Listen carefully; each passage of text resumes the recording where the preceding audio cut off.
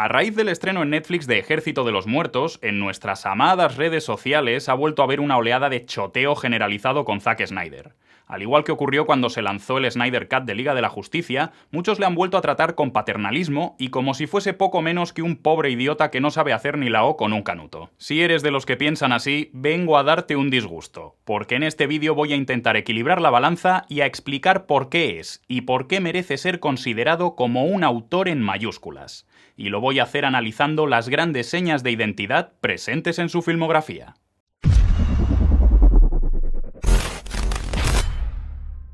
Si aún no has cogido una antorcha y has salido a buscarme para prenderme fuego en una hoguera, creo que es el momento de ponernos manos a la obra. Y para empezar, lo suyo es dejar claro qué convierte a un cineasta en autor. Bajo mi punto de vista, autor es todo aquel creativo cuya obra posee unas señas de identidad propias, que pueden ser formales, narrativas o discursivas, que la distinguen de la obra del resto de creadores. De este modo, en el caso que nos ocupa, sabemos que una película de Zack Snyder es suya, y solo suya, sin necesidad de leer los títulos de crédito. No cabe duda de que Snyder cumple a rajatabla con este requisito para poder ostentar un título de autor que, por encima de todo lo demás, se construye sobre una aproximación visual ultra estilizada,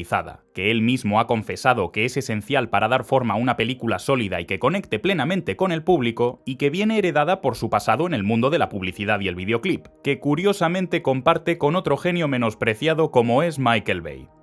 Y ahora que hemos aclarado esto, vamos a ver detenidamente cuáles son los sellos de autor marca de la casa Snyder y cómo los exprime para potenciar sus largometrajes, empezando por sus técnicas visuales favoritas. Como no podía ser de otro modo, el primer elemento clave del sello visual de Zack Snyder que voy a mencionar es el uso del slow motion, o la cámara lenta de toda la vida, vamos. Un aspecto muy criticado por muchos espectadores que consideran su utilización excesiva, pero que da un empaque visual único a sus producciones. Gracias a su gusto por las tasas elevadas de frame rates, Snyder logra dilatar la acción, aportando un extra de espectacularidad, enfatizando los acontecimientos que se ven en pantalla, potenciando las emociones y reacciones de los personajes, algo que también se proyecta sobre el público, y convirtiendo los planos en auténticos lienzos en movimiento compuestos con un tiento impecable. Pero cuando la cámara lenta de Zack Snyder brilla realmente y exprime todo su potencial es al integrarse dentro de la técnica conocida como time remapping o speed ramping.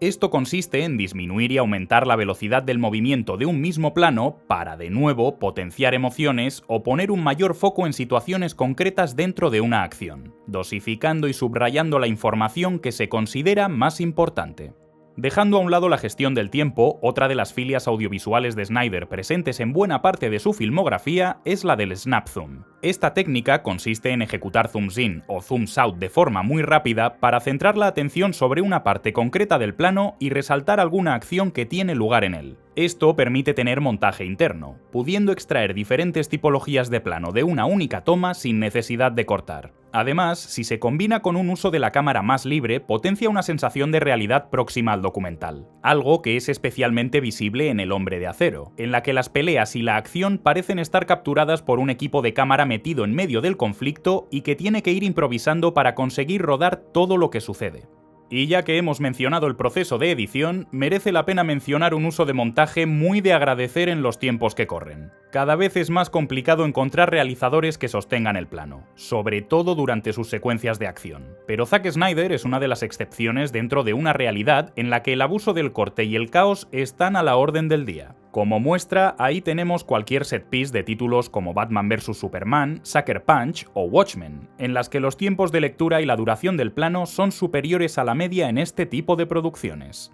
Por otro lado, es muy complicado concebir una película de Zack Snyder sin unos efectos visuales de primerísimo nivel. Aunque en Amanecer de los Muertos ya podía entreverse algo, no sería hasta su segunda película, 300, cuando se desató todo su potencial tanto a nivel de autor como en lo que respecta a los VFX, dando forma a un postpeplum digital realmente alucinante. Además, su filmografía nos ha dejado perlas digitales, como la integración de partículas para dar profundidad y cinética a los planos, las capas generadas por ordenador de sus películas para DC, la locura de Ejército de los Muertos, en la que sustituyó a uno de los actores por Tig Notaro después de rodar sus escenas de forma individual rodeada de cromas, o su encantadora película Ga'Hoole, la leyenda de los guardianes, animada íntegramente en CGI por el equipo de Animal Logic. Dicho esto, viendo su gusto por los efectos visuales, resulta curioso saber que el plano favorito de toda su filmografía es el del espejo de Sucker Punch. Un truco de cámara concebido por Snyder y diseñado por su director de fotografía Larry Fong, empleando únicamente efectos prácticos, en el que se genera la ilusión de que la cámara atraviesa un espejo en un único plano. Sencillo y muy efectivo. La última seña de identidad visual made in Snyder está relacionada con su tratamiento del color. El cineasta ha demostrado a lo largo de su filmografía, y esto es algo que ha confirmado en entrevistas, adorar las imágenes desaturadas y con un contraste tirando a alto, lo cual se extiende desde sus trabajos para la gran pantalla hasta pequeños proyectos personales como el cortometraje Snow Steam Iron, que comparten el mismo look. No obstante, dentro de esta tendencia mortecina, Snyder y su colorista de cabecera Stefan Sonfield tienden a resaltar algún color concreto para convertirlo en el leitmotiv de personajes o escenas, como pueden ser las capas rojas de 300 o el azul subido de tono del Dr. Manhattan en Watchmen, película en la que no teme en dar un extra de saturación general a la imagen. Estos 6 elementos clave dentro del imaginario visual de Zack Snyder que acabamos de repasar van un paso más allá cuando hablamos de sus adaptaciones de cómics, que acercan lo máximo posible la experiencia de ver un largometraje con la de leer una novela gráfica. Por mucho que redimensione a los personajes que adapta para llevarlos a su terreno, en lo que respecta al apartado visual, si algo caracteriza las adaptaciones de cómics de Zack Snyder es su respeto absoluto hacia el material original, lo cual empieza por utilizar páginas y viñetas como si fuesen un storyboard. Algo que es mucho más perceptible en películas que transforman a imágenes en movimiento historias concretas como Watchmen o 300, pero también visible en algunos pasajes de sus escarceos con los superhéroes de DC. Aunque en última instancia, para transformar el visionado en algo similar a la lectura de un cómic, Snyder utiliza varios de los elementos que repasamos antes, concretamente los snap zooms y los speed rampings. Si tomamos como ejemplo este mítico plano de la primera batalla de 300, es muy fácil ver cómo se las apaña el director para conseguir este efecto, casi congelando la acción al disminuir la velocidad en momentos concretos de la lucha, capturados como si fuesen viñetas con diferentes escalas y tipologías de plano, y acelerándola hasta llegar al siguiente panel como si nuestros ojos estuviesen moviéndose a toda velocidad a través de la página. Y ya como último gran recurso de reverencia comiquera, tenemos el juego con la controvertida relación de aspecto de la Liga de la Justicia de Zack Snyder, que optó por el 1.33.1 en lugar de los clásicos formatos panorámicos como el 1.85.1 o el 2.35.1, consiguiendo un lienzo lo más parecido posible a una página de cómic e imágenes que parecen dignas de las mejores splash pages jamás dibujadas.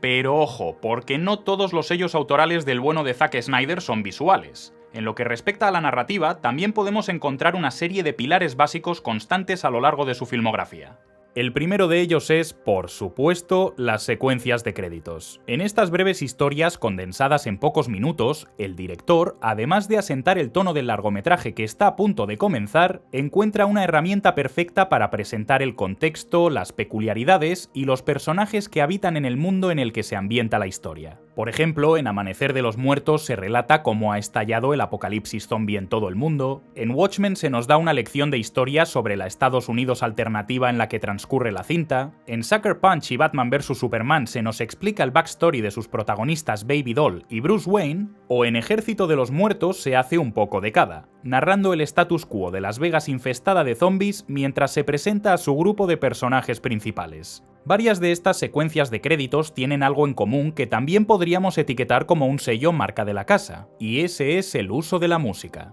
Concretamente de temas de grandes artistas como Johnny Cash en Amanecer de los Muertos o Bob Dylan en Watchmen, o de versiones de temas conocidos como Sweet Dreams en Sucker Punch o Viva Las Vegas en Ejército de los Muertos, interpretada por un Richard Cheese genial que ya ha prestado su voz a varias películas del director. Pero la melomanía confesa de Zack Snyder no solo está presente en las secuencias de créditos, sino salpicando el metraje de sus largometrajes. Para el recuerdo quedan la selección musical de Watchmen, con el criticado uso del Aleluya de Jeff Buckley, el tercer acto de Ejército de los Muertos, con la criticada versión de Zombie de The Cranberries, o sobre todo la extensa selección de covers de Sucker Punch, que, sorpresa, también fue criticada a machete. Y para terminar, está el que es probablemente uno de los aspectos con el que más caña se ha dado al bueno de Zack, el tono con el que baña sus historias. Ya sea en su cine de superhéroes, en sus proyectos más personales o en su aproximación al cine infantil, los niveles de humor están bajo mínimos, enterrados bajo una capa de solemnidad y bajo unos discursos casi nihilistas en los que reinan los héroes imperfectos, el trauma y la violencia, y en los que el sacrificio personal parece ser la meta más noble que puede llegar a alcanzar cualquier ser humano. Pero por encima de todo esto, reinan las ganas de divertirse creando y rodando de un Zack Snyder al que puede escucharse decir una y otra vez en sus audiocomentarios y entrevistas que la toma de decisiones y la creación de conceptos ha estado justificada muchas veces por la simple y llana diversión. Y esto es algo que se nota especialmente en sus dos películas más personales, las espectaculares y libres de cualquier tipo de complejo Sucker Punch y Ejército de los Muertos.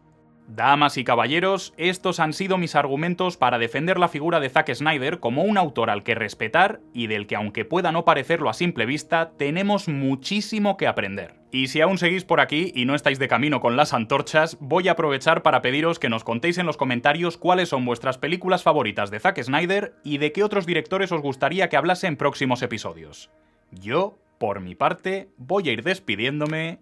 Hasta el próximo vídeo.